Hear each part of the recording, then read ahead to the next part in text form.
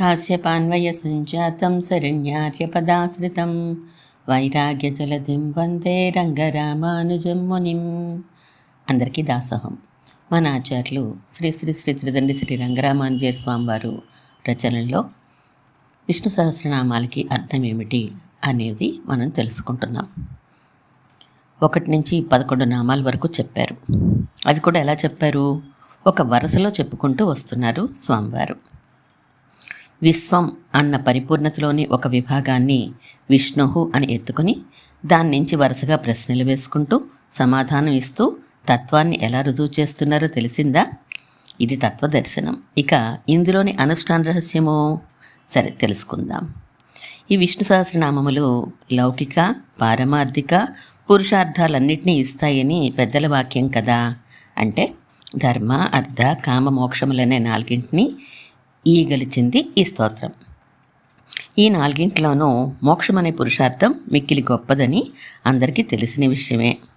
దానికి అర్హత సంపాదించవలసిన వారికి అనుమానం లేకుండా ధర్మ, అర్థ, కామములన్నీ తప్పక లభిస్తాయి. అవి మోక్ష ఫలానికి విరుద్ధములు కాకుండా ఉంటాయి. ఇది ఎలా అంటే 1,00,000 రూపాయలు పొందడానికి అర్హత కలిగిన వానికి 5,000, 10,000, 25,000 రూపాయలు కూడా పొందడానికి అర్హత వచ్చినట్లేగా. అందుచేత సకల జనులు తక్కువైన ధర్మ, అర్థ, కామ పురుషార్థముల కోసం అర్రులు చాచకుండా పరమ పురుషార్థం వైపే మొగ్గు చూపాలి. ఇవి ఏమైనా అడిగితే ఇంతే లభిస్తుంది, అది అడిగితే అంతా లభిస్తుంది. అందుచేత ఈ విష్ణు సహస్రనామ స్తోత్ర పారాయణ చేసేటప్పుడు మోక్ష పురుషార్థాన్ని దృష్టిలో ఉంచుకొని చేయడమే న్యాయం, సబబు. కనుక ఆ పద్ధతినే వివరించడానికి ప్రయత్నిస్తాం. భగవన్ నామస్మరణ చేసినప్పుడు ఒక ధ్యానం చేయక తప్పదు. చెట్టు అనగానే మనకి తెలియకుండానే, మన ప్రయత్నం లేకుండానే చెట్టు ఆకారం మన మనసులో మెదిలి కాండం, ఆకులు, పూలు, రెమ్మలు అన్నీ తోస్తాయి. అలాగే భగవంతుని ఒక నామం పలకగానే ఆయనకు సంబంధించిన ఆ విషయాలు అన్నీ మనోపథంలో మెలగగలగాలి. అలా మెలిగిన ఆ ఆలోచన స్థిరంగా ఉండిపోవాలి. దానినే ధ్యానం అని అంటారు. ఒకే ఆలోచన అలా స్థిరంగా ఉండడం కంటే ఒకే వస్తువు గురించిన అనేక ఆలోచనలు కలగగలిగితే ఆ ధ్యానం మరింత దృఢపడుతుంది. అప్పుడు ఆ వస్తువు మనకి లభిస్తుంది. ఇది నియమం. మనకు కావలసిన వస్తువు సంపద అయితే భగవంతుని ఆ సంపదతో కూడుకుని ఉన్నవానిగా ధ్యానిస్తే సంపద లభిస్తుంది. అంటే భగవంతుని సంపద చుట్టూ మన ఆలోచనలు పరిభ్రమిస్తూ ఆ వస్తువు తప్ప ఇంకొకటి మన స్మృతి పథంలో తిరగకూడదు. అదే సరైన ధ్యానం. మరి మనకి కావలసిన వస్తువు మోక్షం కదా. ఆ మోక్షం లభించాలంటే దేనిని ధ్యానం చేయాలి అని ప్రశ్న వస్తే దానికి సమాధానం మనకి ఉపనిషత్తుల్లో తప్ప ఇంకొక చోట దొరకదు. ఆ ఉపనిషత్తు కారణంతు ధ్యేయ అని చెప్పింది. అంటే ఈ సమస్తమునకు కారణమైన వస్తువేదో దానిని ధ్యానం చేయవలను అని చెప్పింది. అటువంటి కారణ వస్తువును ధ్యానం చేయడానికి సిద్ధపడినప్పుడు ఆ వస్తువు చుట్టూ పరిభ్రమించవలసిన ఆలోచనల స్వరూపం ఎలా ఉంటుందో తెలియపరుస్తోంది మనకి ఈ విష్ణు సహస్రనామ స్తోత్రం. సంపద కావలసిన వారికి ధ్యానంలో ఏ ఆలోచనలు ఉండాలో వెనక పేరాల్లో వివరించినట్లుగానే మోక్షం కావలసిన వారికి ధ్యానంలో ఏ ఆలోచనలు ఉండాలో వివరించింది ఈ స్తోత్రం. కారణ వస్తువైన పరమాత్మను ధ్యానం చేసేటప్పుడు మనకి రావలసిన ఆలోచనలను 4 విధములుగా 4 గ్రూపులుగా విభజించవచ్చు. అవి స్వరూప, రూప, గుణ, విభూతులు. స్వరూపం అంటే ఆయన యొక్క దివ్య ఆత్మస్వరూపము. రూపము అంటే ఆయన యొక్క దివ్య మంగళ విగ్రహం. గుణము అంటే ఆయన యొక్క దివ్య ఆత్మగుణములు మరియు ఆయన యొక్క దివ్య మంగళ విగ్రహ గుణములు. విభూతి అంటే ఐశ్వర్యం, అంటే సర్వ నియమన శక్తి. మొత్తం విష్ణు సహస్రనామములన్నింటినీ ఈ 4 గ్రూపులుగా విభజించవచ్చు. ఇందులో రూపాన్ని ధ్యానించడం కాస్త సులువుగానే ఉండవచ్చు. గుణాన్ని ధ్యానించడం కాస్త పర్వాలేదు. విభూతిని కూడా ధ్యానం ప్రయత్నం చేయవచ్చు. స్వరూప ధ్యానం మాత్రం క్లిష్టమైనదే. చాలా ప్రయత్నం చేయాలి. అటువంటి స్వరూప ధ్యానంతోనే ప్రారంభమవుతోంది ఈ విష్ణు సహస్రనామ స్తోత్రం. 2వ నామమైన విష్ణువు గురించి 20వ నామమైన ప్రధాన పురుషేశ్వర అన్నంత వరకు స్వరూప ధ్యానానికి ఉపయుక్తమైన నామాల్ని అందించారు. అందులో 11వ నామమైన పరమాత్మ వరకు వెనక తెలుసుకున్నాం కదా, మిగిలినవి ఇప్పుడు తెలుసుకుందాం. చెట్టు అనగానే వెనక చెప్పుకున్నట్టు ఒక రూపం ఎలా తోస్తుందో, అలాగే ఈ నామాలు చెప్పుకున్నప్పుడు కూడా మనకి ఒక భావం వెంటనే తోచాలి. అప్పుడే సరైన మార్గంలో మనం ఉన్నట్లు దానికి ప్రయత్నం చేయండి. 12వ నామం ముక్తానాం పరమాగతి. ముక్తులకు పరమగతి అయినవాడు. ముక్తులంటే ప్రకృతి సంబంధమైనవన్నీ పోయినవారు. అవిద్య, కర్మ, వాసన, రుచి మొదలైనవన్నీ పోయిన వాళ్ళనే ముక్తులు అని అంటారు. వీరందరికీ గొప్ప గతి అంటే పొందదగినవాడు అని అర్థం. ముక్తులు ఈ అవిద్య మొదలైన వాటిని గుర్రం తన రోమాలను విదిరించినట్లు విదిరించి వేస్తారట. అశ్వ ఇవ రోమాణి విధూయ పాపం అని ఛాందోగ్యం చెప్తోంది. ఇలా సంసార సంబంధం విడిపోయిన ముక్తులకు నిరంజన పరమం సామ్యముపైతి అని చెప్పినట్లుగా పరమాత్మతో సమానమైన శరీరము, అష్టవిధ గుణములు లభిస్తాయి. ముక్తానాం పరమాగతి అని ముక్తానాం అంటూ బహువచనంతో అన్నారు కనుక ముక్తులు అనేక మంది ఉంటారని, వారిలో పరస్పర భేదములు ఉండవచ్చు అని తెలుస్తోంది కదా. పరమాత్మ అయిపోతారా? పరమాత్మలా అవుతారా? సాక్షి అని ముందు 15వ నామం వస్తోంది కనుక పరమాత్మలానే అవుతారని తెలుస్తోంది. పరమాత్మలా ముక్తులందరూ అయిపోతే అంతమంది పరమాత్మలు ఉన్నట్లా అనే అనుమానం రావచ్చు. ఏకమేవ అద్వితీయం అని పరమాత్మ ఒకడే అని కదా ఉపనిషత్తు చెప్తోంది. పరమాత్మలా అవుతారు అంటే పరమాత్మతో అన్ని విధములైన సామ్యము అంటే సమానత్వము కాదట. జగద్వ్యాపార వర్జం భోగమాత్ర సామ్యలింగాచ్చ అని కదూ బ్రహ్మసూత్రం చెప్తోంది. అంటే భోగమాత్రము చేతనే సమానత్వము. జగద్వ్యాపారములు అంటే జగత్ యొక్క సృష్టి స్థితి సంహారములు మాత్రము పరమాత్మవే. కనుక పరమాత్మ ఒకడే అని, ఆయనకు కొన్ని అసాధారణమైన గుణములు, వ్యాపారములు ఉన్నాయని చెప్పే శృతికి విరోధం లేదు. అలా అయ్యే మాట ఉంటే మరి పరమాత్మకి ఈ ముక్తులకి మధ్య ఏ విధమైన సంబంధం ఉంటుందట? సర్వమాత్మని సంజాతం స్వామిత్వం బ్రహ్మణి స్థితం అని చెప్పినట్లుగా ఈ ముక్తుడు సొత్తుగాను పరమాత్మ స్వామిగాను ఉంటారు. మన పెట్టే, వాచి మొదలైనవి ఎలాగో మనము ఎలాగో అలా అన్నమాట. తేడా ఏమంటే పెట్టే, వాచి మొదలైన వానికి ఆ జ్ఞానం లేదు, వీడుకుంటుంది. ముక్తానాం గతి అని అనకుండా ముక్తానాం పరమాగతి అన్నారు. అంటే గతులు ఒకటి కన్నా అధికంగా ఉంటాయని, అందులో పరమమైన గతి ఈయన అని తెలుస్తోంది. ఏంటా గతులు? అవి రెండు. ఒకటి ఆత్మప్రాప్తి, రెండు పరమాత్మ ప్రాప్తి. ఆత్మప్రాప్తులనే కేవలలు అని అంటారు. వారు పొందేదాన్ని కైవల్యం అంటారు. రెండవ వారి గురించే ఇక్కడ చెప్తున్నారు. అంతేకాదు, ఆ ఆత్మప్రాప్తి కాముల కన్నా పరమాత్మ ప్రాప్తి కాముల గమ్యమే గొప్పది అని తెలియడానికే ముక్తానాం పరమాగతి అన్నారు. ఈ విషయమే కఠోపనిషత్తులో కూడా స కాష్ట సా పరాగతి అని వస్తుంది.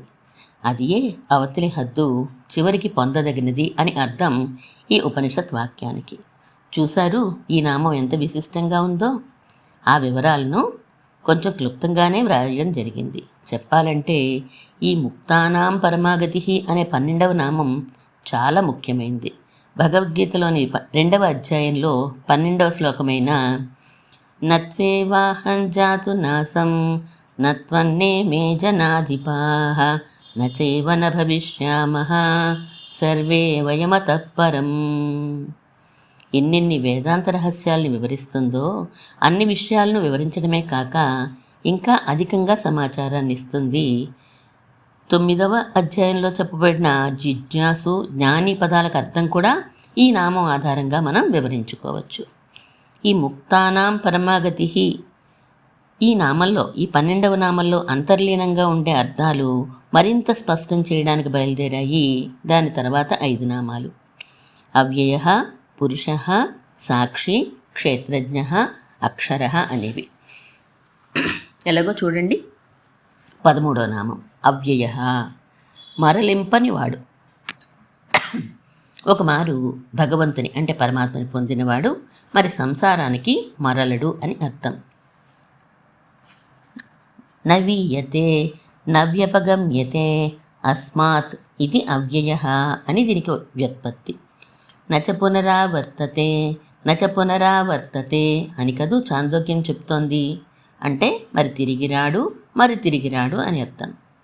అందుచేత సంసార సాగరాన్ని దాటి కష్టపడి తన శ్రీచరణములను పొందిన వారిని మరల సంసారానికైనా పంపడు. మరి ఈ సంసారంలో అంతో ఇంతో ఆనందాన్ని అనుభవిస్తున్నారు కదా, ఆ మాత్రం ఆనందం మరి తిరిగి రాదంటే ఎలాగా? అలా కాదండి, ఈ సంసారంలో ఎంత ఆనందాన్ని వీడు అనుభవించాడో దానికి అనేక రెట్లు అధికమైన ఆనందాన్ని ఆయన లభింపచేస్తాడు అని చెప్పడానికి బయలుదేరింది 14వ నామం. పురుష అధికంగా ఇచ్చేవాడు. దేన్నిస్తాడు? తనని అనుభవించడంలో ఉండే ఆనందాన్ని అధికంగా ఇచ్చేవాడు. పురు సనోతీతి పురుష. పురు అంటే బహు అంటే అధికంగా, సనోతి ఇచ్చేవాడు పురుషుడు. అధికము అంటే ఎంత అధికం? ఎంతైనా చెప్పొచ్చు. కనుక దానిని అవాంగ్మానస గోచరము అంటారు. అంటే మనస్సులో ఊహించలేని, మాటతో చెప్పలేని ఆ ఆనందాన్ని ఇంత అని కొలత పెట్టలేం. అటువంటిది ఆ ఆనందం. తన గుణములను అనుభవింపచేస్తూ ఆ అనుభవంలోనే ఇలాంటి అపరిమితమైన ఆనందాన్ని ఇస్తాడన్నమాట. 407వ నామం కూడా పురుష అనే అక్కడ అర్థం పరమపావనుడు అని చెప్తారు. అలా అద్భుతమైన ఆనందాన్ని ఇస్తూ ఏం చేస్తూ ఉంటారు? సాక్షి, చూస్తూ ఉంటాడు, చూసేవాడు అని. స్వయం సాక్షాత్ కరోతీతి సాక్షి. ఆ ముక్తులను ఆనందింపచేస్తూ వారిని కటాక్షిస్తూ ఉండేవాడు. 517వ నామం కూడా ఇదే. అక్కడ చూచువాడనే అర్థం, కానీ ఆ సందర్భం వేరు. భక్తులు చేసే కృత్యములను వారిని సన్మార్గంలో ప్రవేశింపచేయడం కొరకే చూచువాడు అని అర్థం అక్కడ. అలాంటి అపరిమితమైన ఆనందాన్ని అనుభవించాలంటే ఆ ముక్తులకు ఎలాంటి శరీరం ఉండాలి? అదాయన ఎరుగున. క్షేత్రజ్ఞ 16వ నామం వస్తోంది. శరీరము నెరిగినవాడు. క్షేత్రం జానాతీతి క్షేత్రజ్ఞ. ముక్తులకు తన అనుభవాన్ని ఇవ్వడమే కాక అలా ఇచ్చిన అనుభవాన్ని ఎటువంటి శరీరంతో వారు అనుభవించాలో ఎరిగి దానిని లభింపచేసేవాడు. ముక్తులు భగవద్ అనుభవం పొందడానికై ఏర్పడిన స్థానాన్నే ఆకాశం అని అంటారు. పరమే వ్యోమంసో అస్నో అని, ఆకాశ శరీరం బ్రహ్మ అని తైత్రీయం చెప్తోంది. బాగుంది. కానీ అలా అనవర్తము అంటే ఎల్లప్పుడూ ఆయన గుణాలన్నింటినీ అంతమంది ముక్తులు అనుభవించేస్తుంటే అవి తగ్గిపోవా?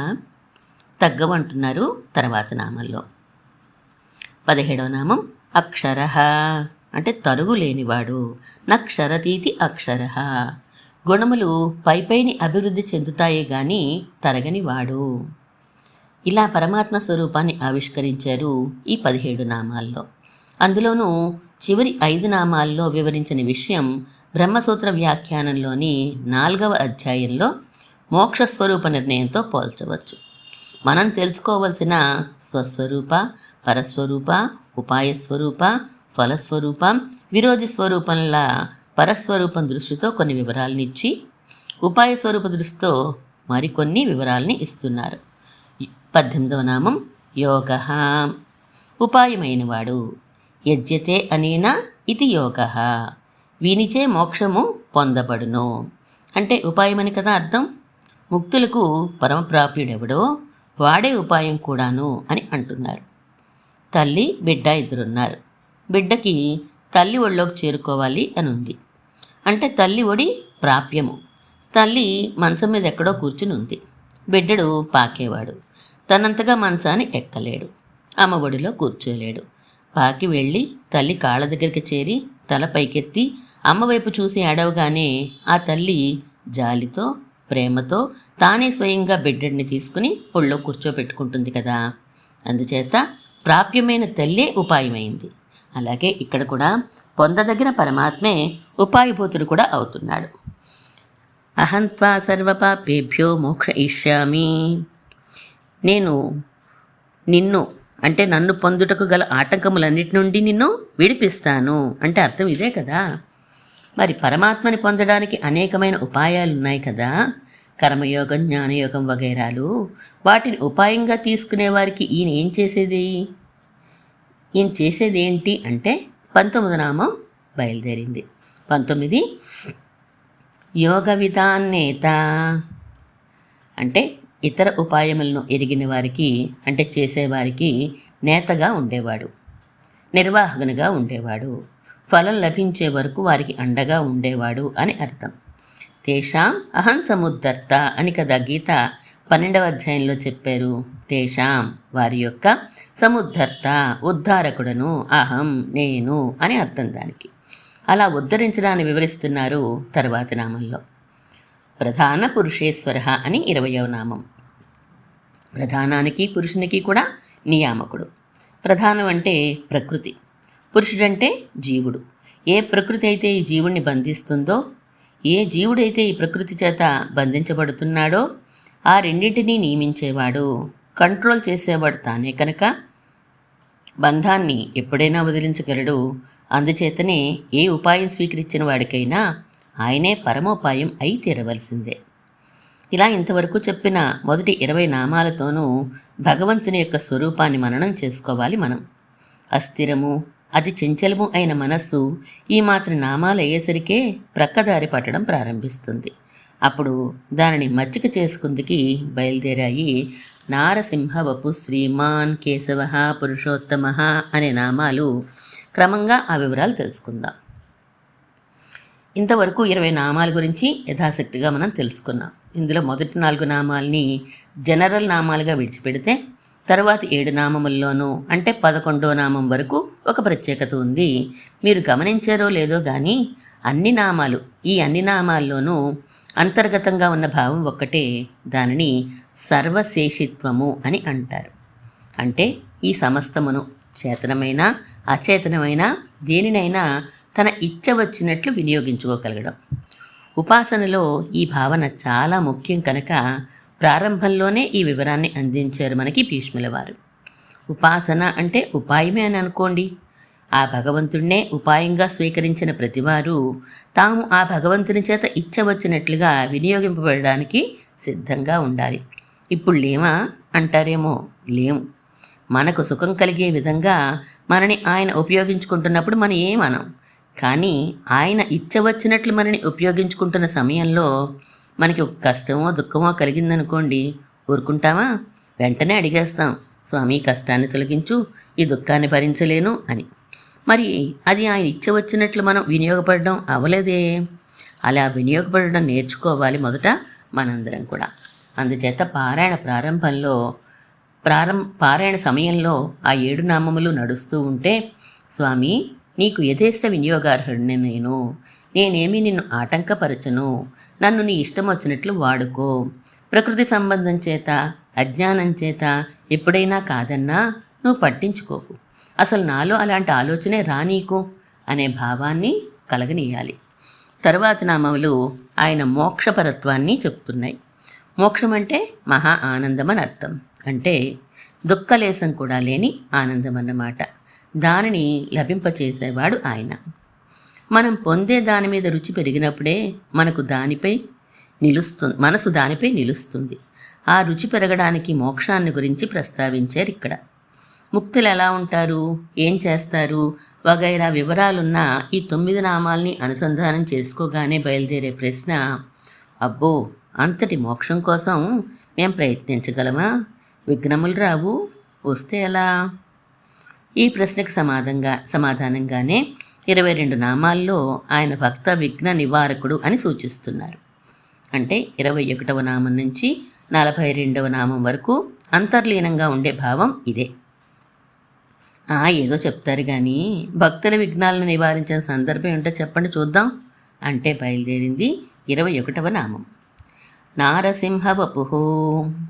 భక్తుడైన ప్రహ్లాదునికి కలుగుతున్న విఘ్నములను, అంటే భయాన్ని తొలగించడానికి అతడు కోరిన క్షణంలోనే అత్యద్భుతము, దివ్యము, అపూర్వము అయిన నరసింహ రూపంతో ప్రత్యక్షం కాలేదా స్వామి? నారసింహస్య వపుః యస్య సహా నారసింహ వపుః అని కదా అర్థం. విఘ్నములు పారద్రోలడానికి వస్తే వచ్చాడు కానీ ఏంటా రూపం? పరస్పర విరుద్ధములైన మనుష్య రూపము సింహరూపము కలిసిపోయి అమ్మో ఎంత వికారమో అనవలసిన అవసరం లేకుండా అంత అద్భుతమైన రూపమైన తన సౌందర్య లావణ్యాదులకేమీ లోటు లేకుండా అతి మనోహరంగా ప్రకాశిస్తూ ఇంకా ఇంకా చూడాలి అనిపించే రూపము ఆయనది అని తర్వాత నామం చెప్తోంది. శ్రీమాన్ 22వ నామం శ్రీమాన్, అత్యంత మనోహరుడు. శ్రీమన్నారాయణమూర్తి స్వీకరించిన అవతారముల దివ్య మంగళ విగ్రహములన్నింటిలోనూ మిక్కిలి సౌందర్యవంతమైనది, వేసిన కన్ను మారనివ్వకుండా చూసేటట్లు చేసేది ఈ నరసింహస్వరూపమే. కనుక మొదటగా ఈ విష్ణు సహస్రనామాల్లో నరసింహావతారాన్నే చూపుతున్నారు. ఒకమారు ఈ నరసింహస్వరూపాన్ని కనులారా సేవించిన వారికట ఇక కేవల నరుని గాని కేవల సింహాన్ని గాని చూస్తే ఇదేం వికార రూపం అని ఏవగించుకునేటట్లుగా ఉంటుందంట. ఈ నరసింహావతారం పరాశర భట్టర్ వారి ఇష్టదైవము ఈయనేనని ప్రసిద్ధి. మరి అతిశయంగా చెప్తున్నారండి. అత్యంత భయంకరమైన రూపాన్ని పట్టుకుని మిక్కిలి మనోహరం అంటున్నారే అంటారా? తనని ఆశ్రయించిన వారిని వేధించే వారికి ఆయన భయంకరుడే. ఆశ్రయించని వారికి, తనని ఆశ్రయించిన వారిని వేధించే వారికి ఆయన భయంకరుడే. కానీ మనము ఆయన్ని ఆశ్రయించేవారం కదా, అందుచేత మనకెల్లప్పుడూ చల్లగా మనోహరంగానే ఉంటారు. ఆసుర ప్రకృతి అధికంగా ఉన్న వారికి ఆయన భయాన్నే కొలుపుతాడు. ఆయనని తలుచుకోగానే ఆయన మనని రక్షిస్తున్నాడని నిశ్చింత, మరల ఆయన్ని సేవించాలనే ఆశ ఎప్పుడు మనకి పెరుగుతూ ఉంటాయో ఆనాడే మనలో అసుర ప్రకృతి తగ్గి దైవీ ప్రకృతి పుంజుకుంటుందన్నమాట. ద్రవంతి దైత్యాః ప్రణమంతి దేవతాః నశ్యంతి రక్షాంసి అపయాంతి చారయః యత్కీర్తనాత్సోద్భుత రూపకేసరి అని కదూ స్తోత్రం. గుర్తుంచుకోండి, భగవానుని దివ్యమంగళ విగ్రహాన్ని ధ్యానిస్తూ పరమ పురుషార్థానికి ఆశపడే వారందరికీ ధ్యాన విషయంలో కల్పతరువు నరసింహస్వామి. ఎన్నో ప్రత్యక్ష నిదర్శనాలున్నాయి. ఈ విషయంలో మీరు ప్రయత్నం చేసి నిర్ధారణ చేసుకోవచ్చు. యాదగిరిగుట్టలోని ధ్రువమూర్తులను ఒక్కసారి దగ్గరగా క్షుణ్ణంగా సేవించండి చాలు. ఒక జీవితకాలం మరుపుకి రాదు ఈ అర్చావతారమూర్తి దివ్యమంగళ విగ్రహం. తిరుమలలో రామానుజుల వారి సన్నిధికి ప్రక్కనే ఉన్న యోగ నరసింహస్వామి లోపలి సన్నిధిలో కూర్చుని ఏదైనా పారాయణ చెయ్యండి. జీవితంలో ఎన్నడూ అనుభవించినంతటి ప్రశాంతతని అనుభవిస్తారు. రాముడు, కృష్ణుడు వగైరాలెవరికీ యోగరాముడు, యోగకృష్ణుడు అనే నామధేయాలు లేవు. నరసింహునికి ఒక్కరికే యోగ నరసింహులు అని పేరుంది. మనసుని భగవంతుని విషయంలో ప్రవర్తింపచేయాలని మనం అనుకుంటూ ఉంటే అది ఇంకొక వైపు వెళ్తూ ఉంటే అప్పుడు కదా దాన్ని విఘ్నం అంటాం. ఆ విఘ్నాన్ని తొలగించేవారు ఈ నరసింహస్వామి. అన్ని శారీరక అనారోగ్యాలకి మందు ఈ నరసింహాష్టకమే. అవి విఘ్నాలేగా, వారిని తొలగించేవాడు ఆయనే. కనుక భక్త విఘ్న నివారకుడు అని ఆయనకే సార్థక నామధేయం. విఘ్నములు తొలగించి తన కైంకర్యాన్ని లభింపచేసేవాడు ఆయన. అందుకే శ్రీమాన్ అని కూడా ఆయన పేరే. 180వ నామము శ్రీమానే, 222వ నామము శ్రీమానే. 180లో దివ్య ఆభరణములు కలవాడని, 222లో పరత్వ సూచకమైన ఐశ్వర్యం కలవాడని చెప్పుకుంటాం. ఏది ఆ మనోహరత్వానికి, ఆ సౌందర్యానికి లక్షణాలేమిటో చెప్పండి అంటే గడగడా చెప్పేస్తున్నారు. ఇక పై కొన్ని నామముల్లో ఆ నామాలేంటో రేపు తెలుసుకుందాం. శ్రీమన్మహాభూతపురే శ్రీమత్కేశవ యజ్వరః కాంతిమత్యాం ప్రసూతాయ యతి రాజాయ మంగళం.